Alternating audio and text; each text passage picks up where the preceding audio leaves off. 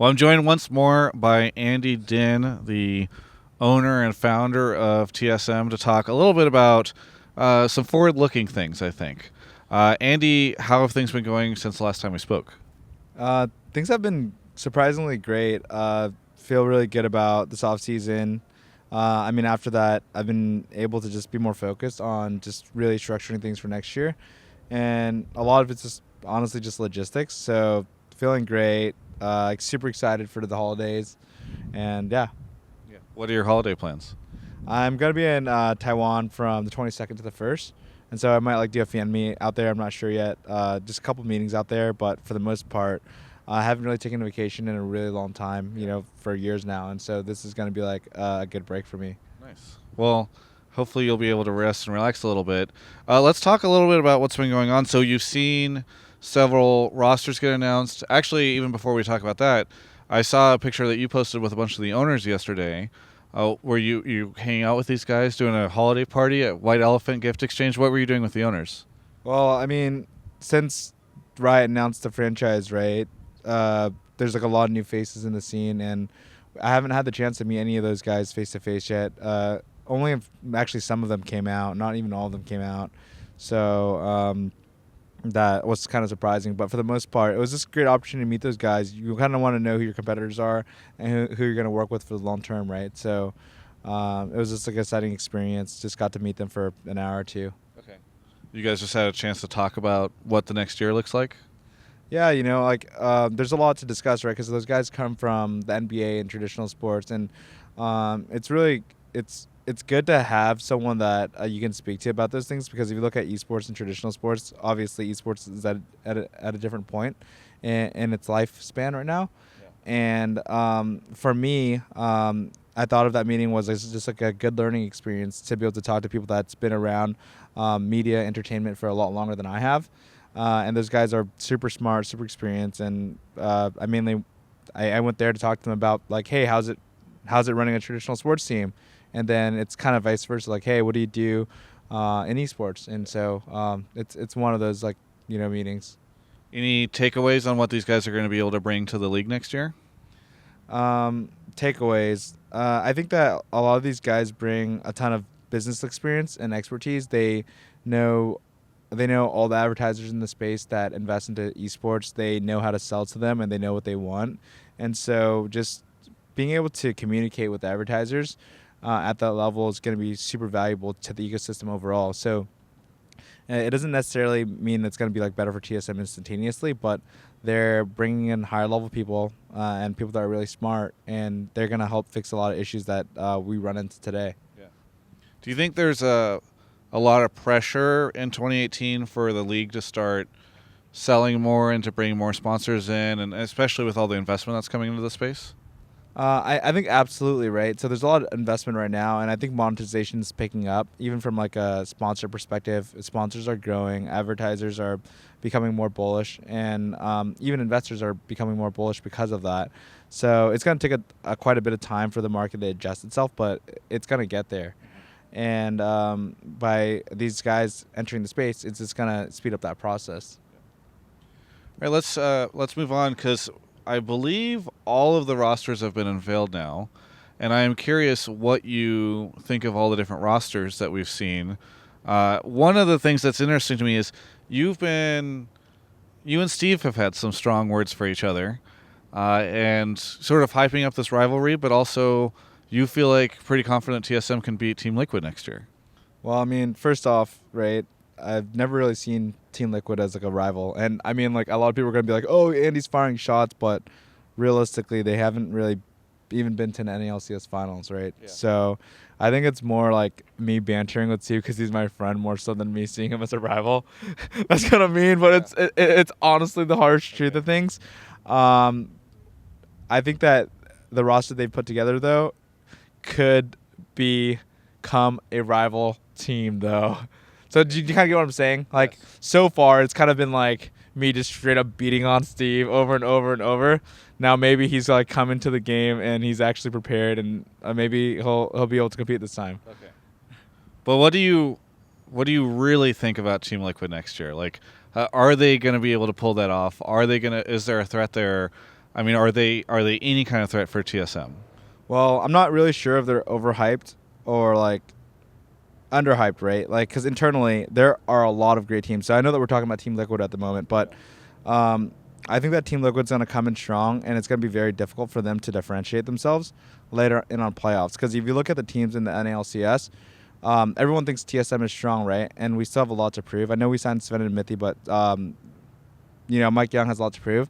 I think that from a TSM perspective, going into next season, I think we're actually going to struggle at the start and come in really strong in playoffs. Okay. And I think for Team Liquid, I think that they're going to come in really strong at the start and peter off and not do so well later on. Primarily because right now, like, if you look at TSM, right, we think of it as like a marathon, and we're looking to see results like by summer split, and so that's one of the reasons why I wanted the guys to have more time off, and we're not starting practice until like first week of January. Whereas like other teams right now, they're going to Korea, they're boot camping, they're having their players spend like time right before Christmas and after Christmas, or even during Christmas in Korea, and I think that might not be the best way. But those guys are going for they're aiming to just only make playoffs. They're not aiming to do well at Worlds, more or less. So they don't necessarily care about like burnout as much as we would. But sorry, I've gotten a little bit off topic. No, I'm basically just pointing to the fact that TL is putting a lot of preparation in to do well at the start of the split. I think that they're not going to do that well later on in the split. I think that people are like discounting other rosters too. Well, speaking of marathons, you're saying that you're looking at this long term. Golden Guardians is also saying that they're looking at it long term with their roster and their lineup, which has been a little controversial. I'm very curious on your take on the Golden Guardians roster.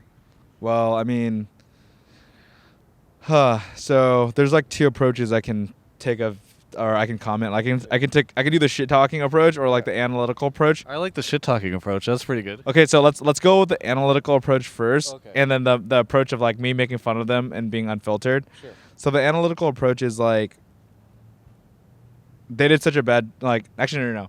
They didn't do that great of a job with their roster, and so they pretty much have to bet long term, right? If you think about free agency, a lot of the teams that were experienced or a lot of the teams that took initiative, they were able to sign like core players and talent to build their roster around. Whereas I felt like the Golden Guardians, they were really slow on making decisions, and they didn't really have a player to build their roster around, so they just kind of put like players together. They kind of put like High together like as a shot caller and like 4 other players that are like okay. Yeah. So High can like shot call for them, and they're aiming to like do decent. But I think it's gonna be really challenging for them to do well in the long run. And the reason why I mean that is because when High plays on a team, the reason why he generally does really, really well is because he's actually a really good player at getting other players around him to play well together. But the reason why I at least in my theory, the reason why I thought FlyQuest did really bad later on was because the peak talent of the other rosters in the LCS had a higher ceiling, right? So High started off strong because he was able to pull people together, get them on the same page, and they were able to play really well. But that only works for so long, because once a team that has a higher ceiling, once they're able to catch up, in terms of like teamwork, coordination, communication, they're ultimately going to have a higher ceiling, and he's going to get like Golden Guardians is going to get crushed. At the same time, though, I could be wrong, and I think that I think that Golden Guardians is going to do well at the start and also not do so well. I think that their only long-term play is really to like build team synergy and then replace players to be pillars in the long run. If you look at like the Golden Guardians, I don't really see a pillar player out of any of those players, right?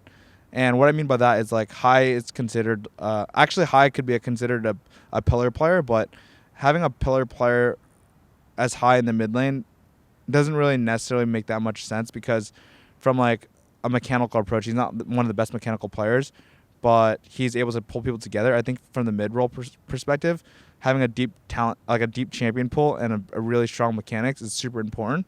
And I think that he's going to have troubles with that in the future. Yeah.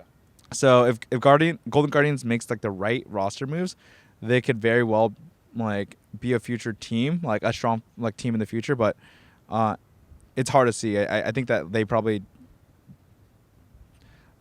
did one of the worst during the offseason, if I had to be truthful.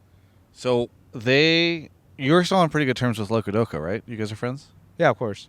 So he's the coach for this team. Do you have anything that you would say to your friend Loco Doco or anything about sort of the decisions he made in building this roster?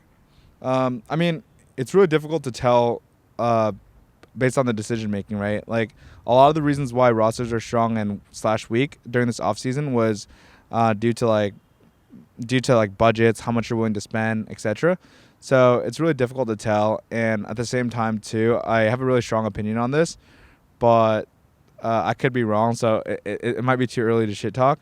But so conservative and safe, Andy. okay, fine. Fine. You want a strong answer? Like Loco, your roster's shit, dude. I hope you guys do well, but you guys are probably not gonna do well.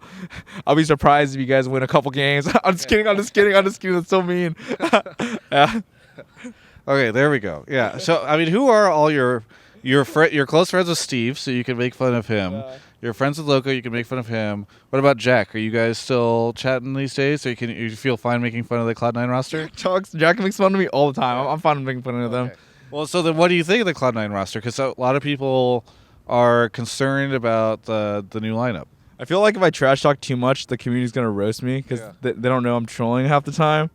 But so if you look at Jack's roster, I think that he has like high upside, no downside. And what I mean by that is that, like, come on, he hasn't even made an NA LCS final in like forever. And the last time he made it, he lost to us, right? Yeah. And so they can't like they have to make changes. You know what I mean?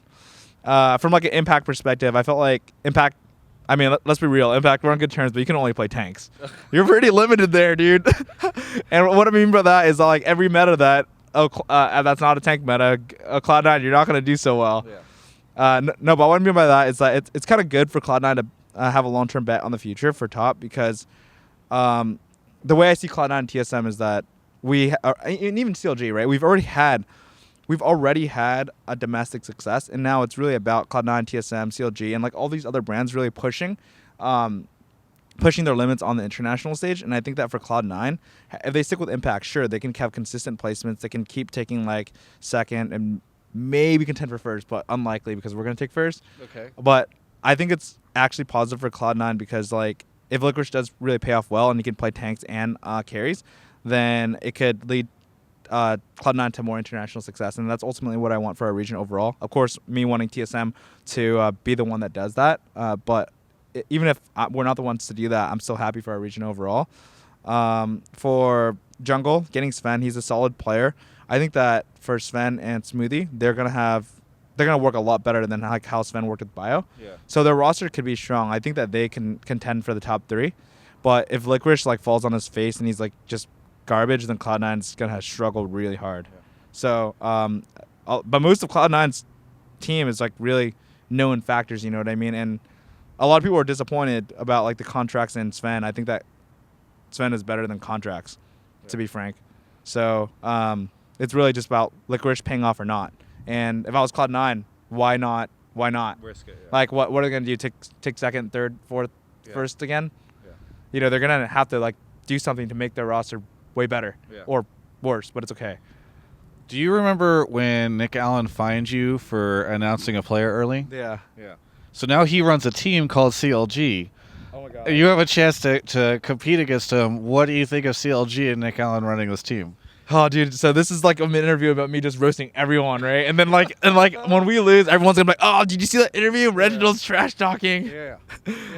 Okay, let's just roast him too. Okay. No, I need a appeal. Is it appeal that fine? I still think that fine was unfair. Okay. Well, you could appeal it on the Rift against CLG, right? Okay. Honestly, I think Nick Allen did a great job.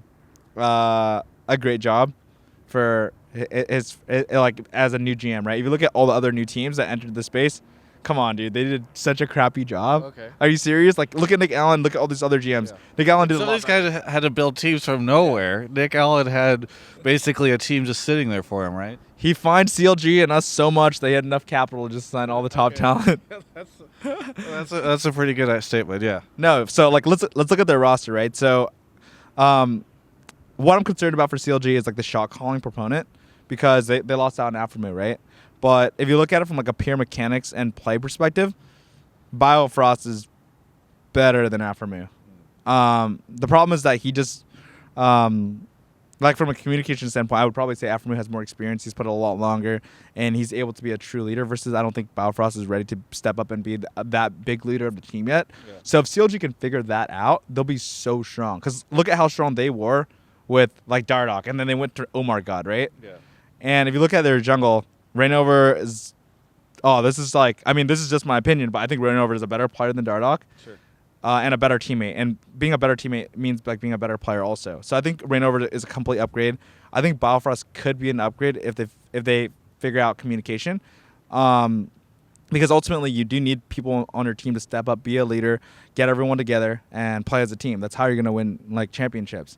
And so CLG, I think CLG's roster is very scary. Like going into next season, I mean, obviously I'm super like confident, and it's really important to be confident in your team. I'm worried about CLG more so than even like Team Liquid. I think Team Liquid's going to be strong at the start. C9's going to be strong at the start. I think CLG is one of the scarier teams to look out for. They're either going to be really good or just they're going to be good no matter what. But they're either going to be really good or like third, fourth. Are you intimidated by having to compete with Nick Allen on the business front? On the business front, I mean, like he doesn't work at Riot anymore, so he can't find me necessarily. So, I don't know. I haven't worked with Nick enough from like a business perspective to like understand how good he is. But for the most part, just interacting with him, he's really professional, well spoken, nice dude. Yeah. Outside of like trolling me, I'm excited to work with Nick Allen. I think he's going to be a tough competitor from a competitive standpoint at the moment. All right, so you've trash talked all these different teams. What if we do something fun here where you pick like a dark horse? A dark horse? Out of the other teams. Like we've got Echo Fox, Optic, Clutch, whoever else out there, FlyQuest. What do you think of these guys? So you didn't mention 100 Thieves, right? I think 100 Thieves did a really good job with their roster this season too. I think that not necessarily a dark horse because they signed like really good talent, right? They signed Someday, Afremu.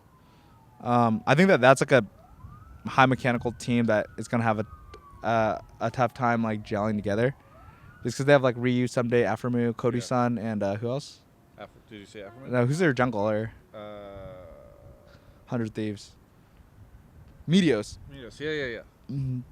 Dude, Meteos and Ryu, remember on P1 they like had some bright moments. Yeah. I'm not sure, right? Like I don't really understand the community sentiment as much because I haven't been following Reddit. There's too much flaming on there lately. So no, I'm just joking, but I haven't been following Reddit sentiment, so I don't really know like who's considered bad on Reddit and good. Honestly, everyone is considered bad and good for the most part because the rosters are so crazy. We saw such huge turnover. I think a lot of people think 100 Thieves could be a best team, and a lot of people think it's going to be a terrible team. So like what you're looking for is like where do I think 100 Thieves is going to place in the Sure, or just I mean out of 100 Thieves or any of the other teams, like which one do you think did a good job and do you think has a pretty big chance of doing well? Sounds like 100 Thieves. Yeah, I think 100 Thieves let's start from a branding perspective. I think like Nadeshot and those guys did a great job announcing their team. They're going to be really popular. I'm excited for the LCS because I felt like for a long time there's just were crappy teams in the LCS that didn't do anything. Yeah. So props to him. I think that they also did a good job with their roster too. They were able to pull Afremu from CLG. They were able to sign like pretty good talent. I think that they're going to be like fourth, fifth. They're going to make playoffs. And I think out of all the rest of the teams, like that's like the only notable one. I think, I mean, who else like comes to mind to you and you're like, oh, that team put together a really good roster? I think out of all the new teams, like 100 Thieves put together a decent one. Yeah, I mean, Clutch has Forbidden. That's interesting, right? Oh, okay. Who else do they have? They have... Who all does Clutch have? They don't have Seraph. They have Hakuho and Apollo. They don't have Seraph? No. Because they have Lyra, Hakuho, Apollo, Forbidden, and then Solo in the top lane. Yeah, so if you look at their roster, right, there's like no up and coming talent that's like a super badass. There's like not like any superstars that they signed. I mean, they're there just to exist to get stomped. No, I'm just kidding. I'm joking. It's just mean. Yeah. I'm really not joking. No, they're there to just. Yeah. They're there to take a beating by all the other teams, not just us. Yeah. No.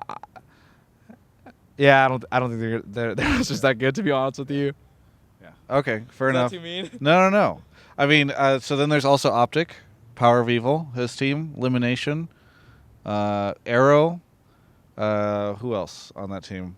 So hard to keep them. Like every single roster changed this split. So, but yeah, I mean, there's that lineup. So that roster, I think, will do okay. Okay. The reason why I made fun of Clutch is because I know like Sebastian, right? He knows that I'm a Yeah. troll. I don't really want to trash Optic that much because I'm not on like a joking term with Optic, Yeah. but their roster's just okay. I mean, like, gotta be neutral with the guys you don't know. Yeah. They're just okay. They're not like they're not gonna go and. I'm not like if I were to play Optic at playoffs, I'm not gonna like, oh guys, like I'm like really nervous for this match. Right. If I was playing CLG, 100 Thieves, I'd be like, oh, okay, guys, like, holy crap, there's a really like a 40% chance of us losing. Yeah. If I was playing Optic at playoffs, I'd be like, guys, there's like a 3% chance of us losing. Yeah. FlyQuest has Wild Turtle on it. Your boy Wild Turtle. Wild Turtle. What do you think? Yeah. What do you think of FlyQuest? Okay, fine. I mean, I trash talk my homeboys all the time. My boy Turtle's roster. It's that Turtle, Stunt, Onda, Fly, and Flame. Yeah. Flame on. Okay, got it. And Rapid Star. Okay, dude. Rapid Star coming over. All right. So strong opinion, right? Yeah. I don't think Rapid Star's gonna do that much for them. Okay. Not. I mean, he's on SKT and all, but the thing is that like having a strong coach is important, but you also need a strong leader on the team, and I think that they have some veteran players, but I don't think that they're gonna have that veteran player to just really step up and pull everyone together. Yeah. But yeah, I don't see that on FlyQuest. I see some veteran players stepping up in terms of mechanical play, but on an emotional level, I don't see that they're gonna do that. I think that I think it's gonna be like, so you look at TSM, CLG, Cloud9, Liquid as to say like top 4, 100 Thieves, and then who else is gonna be in there? They're either gonna make playoffs, but barely make playoffs, or not make it. Like they're a team that like is gonna struggle to make playoffs, and they have the ability to make it. Yeah. So we've talked about every team now, right? I don't think we've forgotten any. We didn't talk about Echo Fox. Oh yeah, Echo Fox. So Echo Fox maybe has one of the more controversial rosters, and I'm trying to think if there's anybody on that team that I can say you have permission to trash talk because you're friends with them, but I can't think of anybody. So what do you think of that? Oh yeah, so I mean, they have Alltech and Adrian. Oh, Yeah. Alltech and Adrian, I'm on good terms with. I can trash talk them. Okay. Yeah. So what do you think of that? Because they've also got Dardoch and Hooney, so it's going to be a pretty explosive roster. Dude, they have like a young team like Adrian, Alltech, Dardoch. I mean, I think Hooney's pretty young. and Hooney's like pretty relaxed. Who's their mid laner? Okay. Anyways, I think like Echo Fox is also gonna be like potentially making playoffs, but like they have a lower chance than other teams, like than FlyQuest and stuff like that. But I think that it's gonna be close between them and FlyQuest, because like if you think about the meta, right? Hooney would probably be really good like a top lane carry meta, but and I can see him and Dardoch like really crushing top lane super hard. But if it's like not a carry top lane focused meta, I don't like. It's gonna be really hard for them to win, right? Because you think about it, in an 80 focused meta, and just say Turtle is the other player that can step up. In an 80 focused meta, that means Hooney needs to play really good at. That means it's gonna be up to the mid lane and 80 carry to play really well, and it's gonna be up to the tank, right? I don't really know who their mid laner is, so it's hard for me to tell. But I don't think they're gonna do super well because Hooney's not super good at tanks, and they're gonna rely on their back line, but their mid lane's not super experienced, and they're relying on their top lane to be a carry. It's just playing only to one side of the map. Do you kind of get what I'm saying? Yeah. So they didn't build their roster in like a really thoughtful, balanced way. Yeah. So I think that they're going to struggle, but it's hard to tell because it's going to be best of ones next year. It's a new meta, and that's why I'm kind of concerned for TSM at the start too, because we're going to really need time to gel. Yeah. Mike Young is in like a really big position to prove himself. He is the jungler. We're going to work with him a lot, and we're going to give him time. Yeah. So what people don't know is that every time I do an interview with Andy, especially anyone where he makes fun of anybody, he hits me up afterwards before it goes live and says, "Was I too mean? Is the community gonna hate me or whatever?" So I mean, here's your chance. You could explain. Like you're mostly just having fun here, right? Yeah, I think even like for me, right? Like when I'm trash talking with these people, even on like Twitter or social media, I suppose it's mainly just to like jab at my friends or to joke around. Yeah. And I think that like even like if you look at the NA LCS, most interviews on the LCS are super boring. Yeah. Or Except for any of mine. yeah, like but yeah, most interviews are like things that are controversial Yeah. are generally exciting, right? But what really sucks about like the community perspective is that you trash talk just for fun and then it gets quoted for like 2 or 3 years, you know? That's why like when like players or interviewers or whoever personalities, they try to like be entertaining and just talk things up and get hyped about it, they get quoted like constantly. That's why most people refrain from doing it. And so I mean I think that like overall people just need to be more relaxed about this. Yeah. And just have a fun time with it. Yeah, but no hard feelings. I made a lot of jokes. Some I meant. Like pretty confident that we're gonna do well next split. But they're gonna be strong rivalries next split. I'm super excited. We're playing Team Liquid the first split. There's gonna be a lot of rivalries there, and I think we're gonna do well. I think it's gonna be a super fun season. And thanks, Travis, for this interview. It was great. Yeah, thank you for the interview. For everyone else, you can check out the rest of my coverage of all things esports right here on my YouTube channel. I want to introduce you to my cameraman, Broden. Come over here. So for the most part, since I ended my Yahoo Esports career, oh, you need to get over. Okay, cool. And then you need to crouch. Yeah. Okay, yeah. Is this better? Now we're out of focus, right? We're out of focus. Okay. Well, either way, since I ended my career at Yahoo, Broden, for the most part, a couple other people have helped out, but Broden's been doing this virtually for free at the LCS. So if you'd like to help support, some of that money will eventually maybe kind of make its way over to Broden. You can do so over at travisgafford.com/support. What do you have to say for yourself, Broden? Virtually nothing makes it into these pockets. But you could change that, travisgafford.com/support.